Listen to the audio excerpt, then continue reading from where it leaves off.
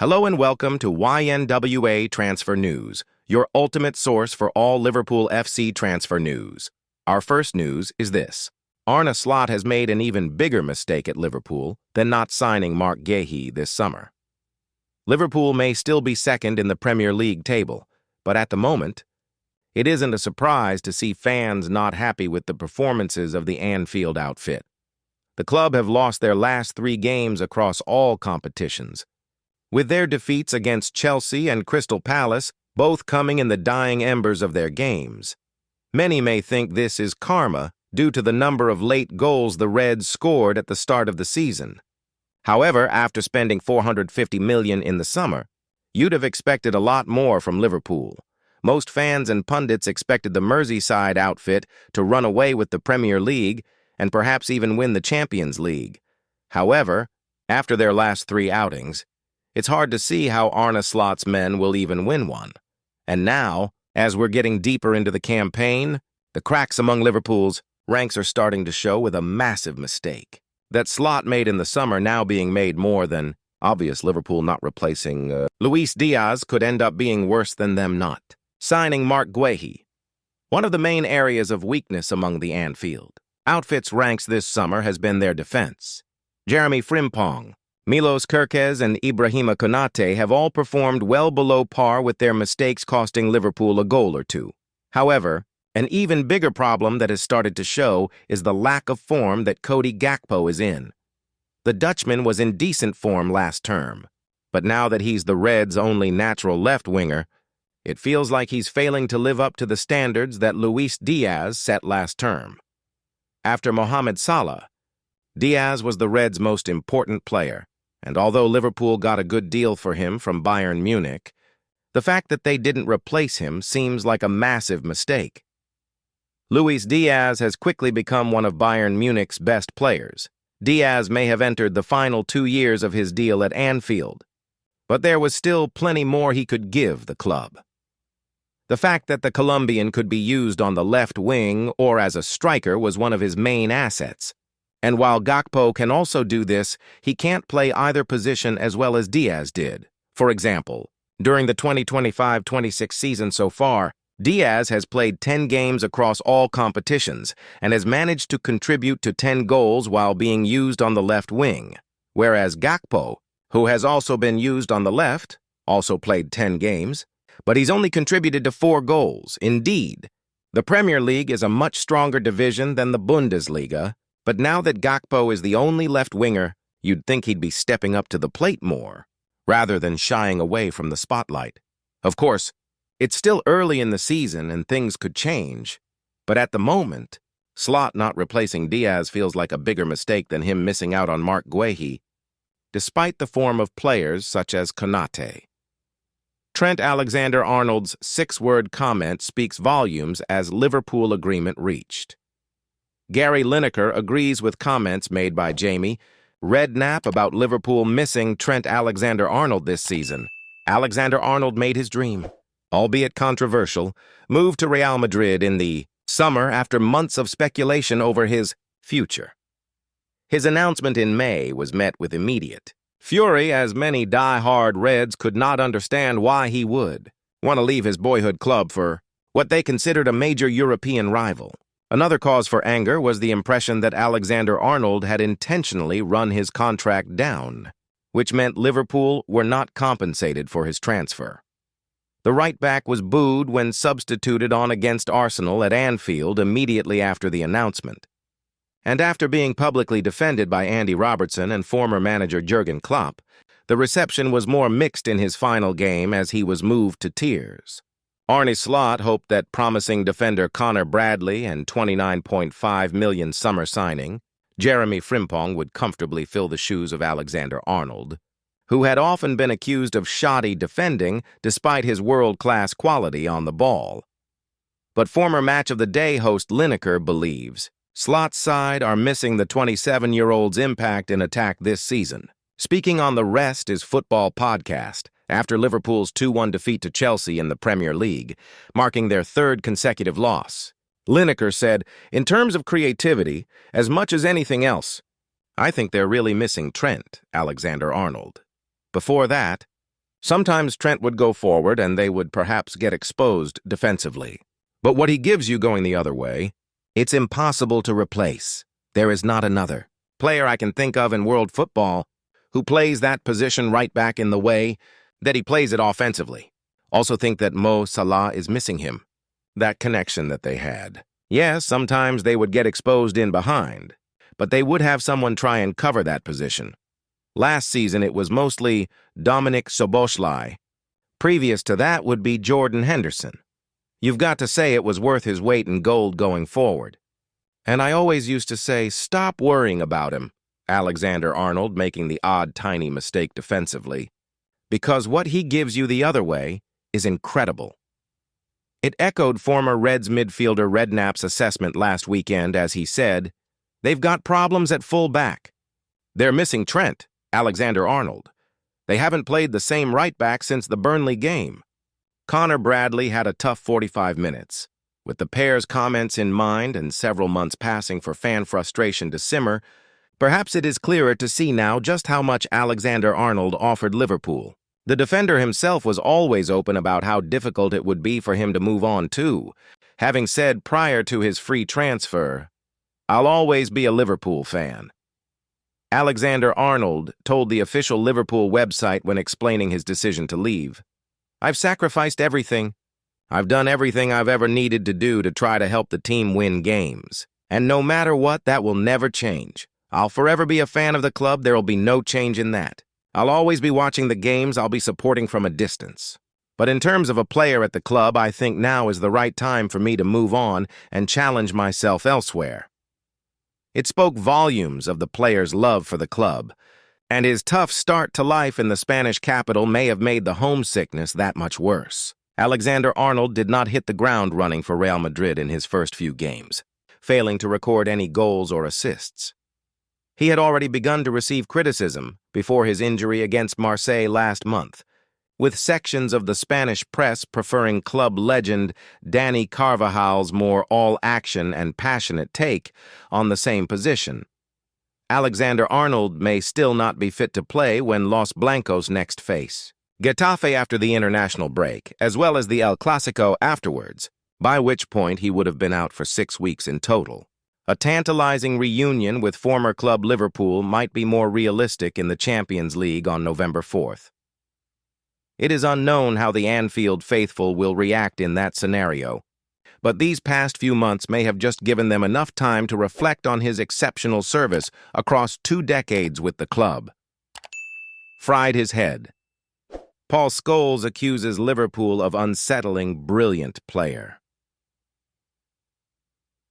Manchester United legend. Paul Scholes has hit out at Liverpool for seeming to unsettle Alexis Mac Allister with their work in the transfer market. Speaking alongside Jamie Carragher on today's Overlap, Scholes agreed with his fellow pundit about how Liverpool approached this summer. The Reds had a busy transfer window, bringing in big names like Alexander Isak, Hugo Ekitike, and Florian Wirtz. Carragher felt that, as exciting as this was, it wasn't a very Liverpool kind of summer, but more like the way Real Madrid approached squad building. Scholes then singled out Mac Allister as someone whose form has dipped since his brilliant form last season, due to perhaps being less sure of his role. Paul Scholes on Alexis Mac Allister's dip in form for Liverpool. Discussing Mac Allister, Scholes said, "I thought Mac Allister was brilliant last season. I think he really controlled lots of games. He's been in and out, and, like you say, with signing players, it's probably fried his head a little bit, and he's not really sure what's what at the minute. Mac Allister is undoubtedly still a fine player, but LFC could do with him getting back to his best as soon as possible, as they do seem to be struggling to control games like they did when he was looking more confident last season." Arne Slot undoubtedly has an interesting challenge now that the Liverpool starting lineup doesn't quite pick itself like it did last term. The Dutch tactician inherited a settled squad from his predecessor Jurgen Klopp and barely made any changes to the team. But now he's brought in a lot more of his own players, and it seems to have had a negative effect, with the team now on a run of 3 consecutive defeats. Inside Mo Salah's Liverpool struggles, worrying numbers, new signing issues, and fresh dig. Liverpool have so often got their timing right when it comes to juggling big players, big deals, and big decisions. Few, if any, leave Anfield and go on to better things with the Reds, largely getting the peak years out of their players before they move on. Their principles were tested last season when Mohamed Salah, who turned 33 in the summer, wanted another bumper deal to remain with the Premier League champions. All the metrics suggested age would soon catch up with him, but the performances argued differently. Salah enjoyed one of his best seasons last term, finishing with 34 goals. Only in his debut season did the Egyptian score more. This term, though, it has been a slower burner, and the cynics will claim the warning signs were there. It was April 11th when Salah penned his new deal. Liverpool were as good as champions already, and everything seemed to be heading in the right direction. Their prolific frontman would soon see his numbers tail off, though. In the final 9 games of last season, he scored twice. He's netted 2 goals so far this season. That means that since firing a blank against Everton in early April, Salah has scored 4 times in 16 games. 1 goal every 4 games. For a man whose currency is goals, the numbers aren't stacking up. Even his creativity has taken a major dip. He's had 3 assists in his last 17 league games. All the while, Liverpool's own issues are being regularly publicized, perhaps shining even more of a light on the lack of contribution from their no 11. For Arne Slot, it has been a summer of change. The hope was that he'd build on a dominant season as Liverpool eyed successive titles for the first time in 37 years. Instead, the huge investment in the squad looks to have put everything out on sync. 5 wins in the opening 5 matches covered up serious cracks, the type of cracks that even Salah looks to have succumbed to. Alexander Isak and Hugo Ekitike have both come in to lead the line. So far, there's no obvious solution to who plays where. Florian Wirtz, a British record arrival for a period, has come in as a conventional no 10, but has endured a slow start. Fitting him into a system that has rarely had a playmaker is still taking time. And Trent Alexander-Arnold, Salah's partner down the right, moved on for Real Madrid. Jeremy Frimpong was bought in as his replacement. Connor Bradley also continues to push for more involvement at right back. But the number of changes have been stark, and that seems to be impacting on every player in the team. For so long, Liverpool's approach has been simple but effective, bar a few tweaks over the years. High energy and lightning pace in transitions were all hallmarks that suited Salah's game. Now, as they look to change their style with new personnel, it is not working as well.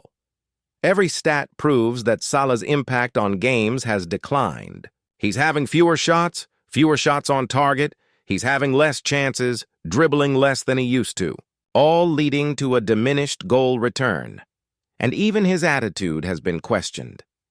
In the aftermath of the loss at Chelsea, Liverpool's 3rd defeat in a week, Wayne Rooney said, "Top players have an ego, and Mo Salah has been one of the best players in the league for a long time. When it's gone well, you're scoring goals and you're winning games, it's great and the team will put up with that. But over the last week, I'd question his work ethic. I know he doesn't always get back and defend as much, but in the Chelsea game, his fullback is getting torn apart, and he is watching. It was ultimately Chelsea's fullback Marc Cucurella, a man who should be policed by Salah, who would provide the cross for the stoppage time winner at Stamford Bridge. Salah has been freed of some defensive responsibility, but generally that has been offset by what he offers in the final third. Not right now. This new age Liverpool still needs its star of previous eras to produce what they always have if they are to evolve. Salah has been a goal machine for 8 years. Within the last month, he was declared the 4th best player in the world at the Ballon d'Or Awards. Right now, he looks miles from that level. Just how much of that is him and how much of that is Slot's Liverpool 2.0 is a source of debate. Either way, the forward and his manager need to find a solution. Everything Gary. Neville said about Liverpool run with useless stars blasted and baby singled out. Liverpool enters the International. Break with some problems to solve after a tricky week of away. Games resulted in 3 defeats. Losing to Crystal Palace, Galatasaray, and then Chelsea, Arne Slot's men didn't pick up any points. In the Champions League, There is plenty of time left to turn that situation around, and Liverpool has already beaten Atletico Madrid. In the Premier League, though, Arsenal has taken advantage and moved to the summit. Gary Neville has had plenty to say about Liverpool in the last couple of days. We've rounded up everything that he spoke about during his analysis of the Reds' late loss at Chelsea, where Estevao's goal in the 95th minute was the difference. Useless, forward speaking on the Gary Neville podcast, Neville was critical of Mohamed Salah and Liverpool's attackers against Chelsea, where they looked fairly blunt. A lot has been made of Liverpool's defensive work, and rightly so, but that's not why they've lost this game, he said. They've lost this game because in the last 15-20 minutes, they're creative players. They're players in the final half of the pitch. The midfield players and the forwards were absolutely useless. They were giving the ball away like you wouldn't believe. Gapo Salah, the wastage. Wirtz not knowing how to get into a game in the last 15 minutes when it was there for the taking and just sort of ended up almost marking Caicedo. I thought their front players were terrible. Salah is sublime. How can you criticize the consistency and reliability and brilliance of him? But some of the decisions of him today, when he comes inside and you think he should pass it, or you think he should do something better with it, and his finishing was poor. Isak, I thought he'd started the game sharp, but didn't quite get into it. Wirtz, when he came on, I was disappointed with him. He looks very immature in his knowledge of how to play the game. I just see him sort of jogging around, and I see him going too deep when he shouldn't go too deep. And I see him standing next to players when he shouldn't be standing next to players. Sometimes I see him being too honest. It sounds crazy going back and defending. He should be almost half cheating. Almost like keeping an eye on that deep-line midfield player just in case he can spring off him and go the other way on the counterattack. He's quite predictable at this moment in time in terms of picking up his position, and he was disappointing. Liverpool star who annoyed him, Ibrahima Konate, came off with an injury, Arne Slot said, but the Liverpool boss admitted he might have changed him anyway, and Neville was not happy with the centre-back in possession. If you watch Konate on the ball at the start of the second half, he was just walking with it, the former Manchester United captain said on his podcast.